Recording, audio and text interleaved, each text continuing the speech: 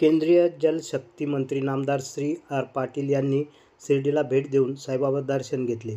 साई दर्शनानंतर त्यांचा साई संस्थानच्या वतीने मुख्य कार्यकारी अधिकारी गोरक्ष गाडीलकर यांनी श्री साईची मूर्ती व शाल देऊन सत्कार केला. यावेळी कोल्हापूरचे खासदार धनंजय महाडिक व राज्याचे जलसंपदा मंत्री नामदार राधाकृष्ण विखे पाटील, आमदार आशुतोष काळे आदी उपस्थित होते.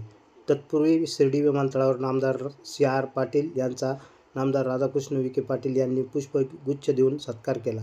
यावेळी खासदार महाडिक व आमदार आशुतोष काळे, डॉ. विखे, कारखान्याचे चेअरमन कैलासनाथ तांबे, राहता कृषी उत्पन्न बाजार समितीचे चेअरमन ज्ञानेश्वर आबा गोंदकर आदी उपस्थित होते.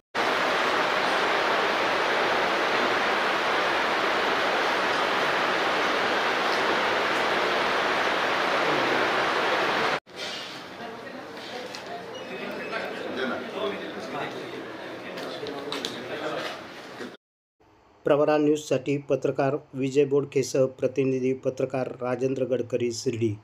या यूट्यूब चॅनलला सबस्क्राईब करा.